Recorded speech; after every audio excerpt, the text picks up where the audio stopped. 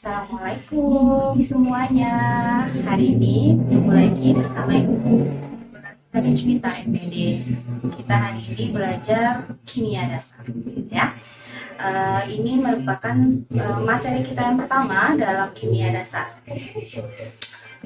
Untuk pertemuan pertama ini, kita akan membahas konsep dasar ilmu kimia. Jadi, apa sih itu ilmu kimia? Apa aja sih yang dipelajari dalam ilmu kimia? Nah, itu yang akan kita pelajari, ya. Oke, kita mulai yang pertama. Ilmu kimia. Ilmu kimia itu merupakan bagian dari ilmu alam. Jadi kalau ilmu alam seperti yang Anda tahu semua, ada fisika, ada biologi, ada matematika, dan kimia. Ya, jadi bagian dari ilmu alam yang mempelajari komposisi dan struktur zat kimia serta hubungan dengan sifat zat tersebut. Jadi kimia itu membahas komposisi dan struktur zat kimia. Jadi bagaimana bentuk dari zat kimia tersebut. Nah, struktur zat kimia itu menggambarkan bagaimana letak atom-atom dalam ruang. Jadi letak-letak atom dalam ruang itu yang di struktur kimia. Kemudian zat kimia.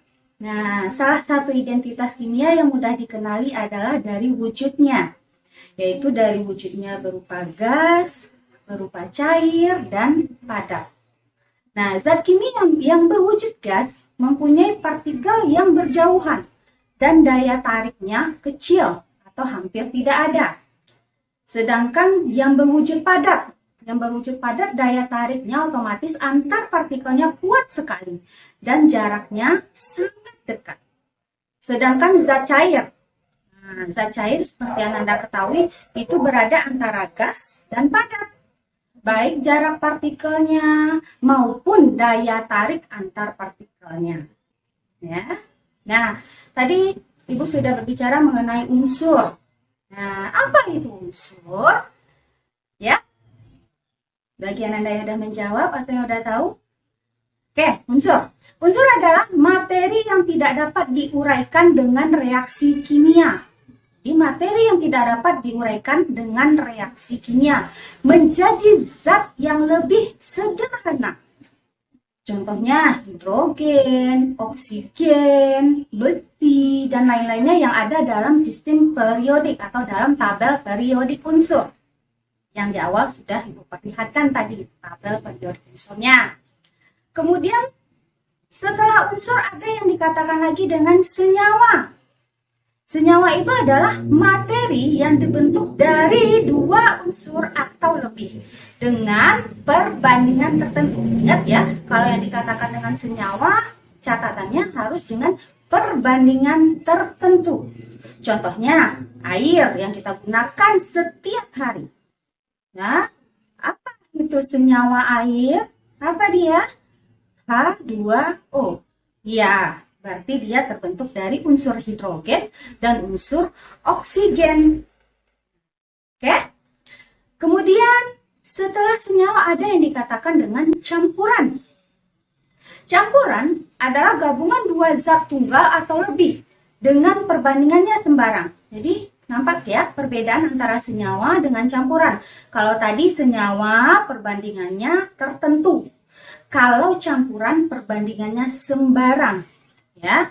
Jadi jika membentuk senyawa perbandingan kedua unsur kan harus tertentu. Campuran bisa saja terjadi antar senyawa. Jadi bisa saja itu terjadi antara H2O yaitu air dengan misalnya H2O dengan karbon dioksida atau dengan CO2. Nanti kalau digabungkan apa jadinya reaksinya, ya kan? Kemudian campuran dapat dibagi lagi menjadi dua, yaitu ada yang dikatakan dengan campuran homogen, ada yang dikatakan dengan campuran heterogen. Kalau campuran homogen, intinya dia adalah penggabungan dua zat tunggal atau lebih yang semua partikelnya merata di setiap bagian, sehingga dia membentuk satu fasa. Yang dikatakan satu fasa itu dimanapun bagiannya itu sama. Misalnya larutan gula. Ya, larutan gula. Berarti itu terjadi antara campuran antara senyawa gula dengan senyawa air H2O. Nah, ketika dia bercampur, itu baik itu misal di dalam gelas nih ya, dalam gelas, baik itu yang ada di atas gelas, di bawah gelas, samping, kiri, kanan, tengah, itu dia perbandingannya merata. Ya, itu yang dikatakan dengan homogen. Jadi, dimanapun dia komposisinya sama dalam gelas tersebut yang Ibu contohkan tadi ya. Kemudian dikatakan lagi ada yang kedua, campuran heterogen. Kalau campuran heterogen, penggabungan yang tidak merata antara dua zat tunggal atau lebih, sehingga perbandingan komponennya tidak sama. Kita contohkan saja, misalnya minyak dalam air. Nah, coba Ananda analisa. Kalau minyak dalam air, biasanya kalau ada dalam wadah, minyak dengan air, mana yang berada di atas?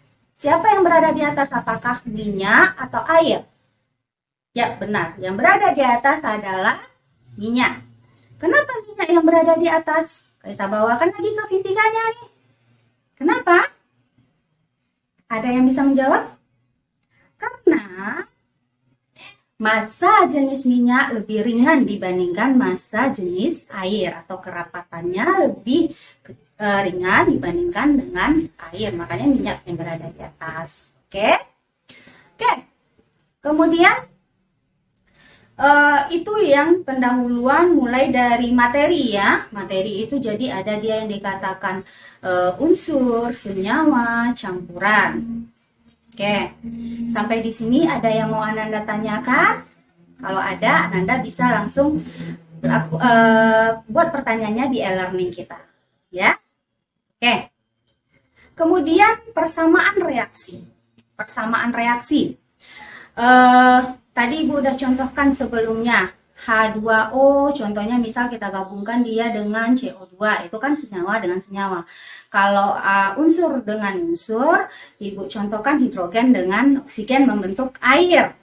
Nah, atau hidrogen dengan nitrogen membentuk amonia. H2 tambah N2 menjadi NH3.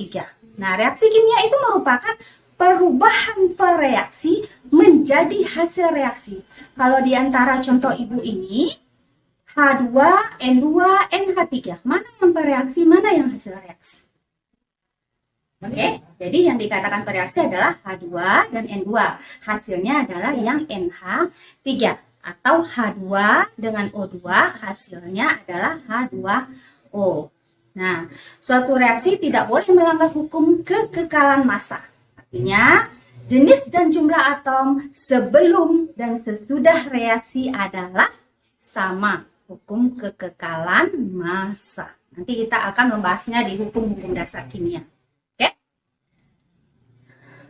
Mungkin itu saja untuk hari ini. Ada yang mau Ananda tanyakan? Silakan Ananda tanyakan itu di e-learning kita. Dan kita akan diskusikan di e-learning. Kemudian Ananda juga akan ada nanti kuis dan juga latihannya.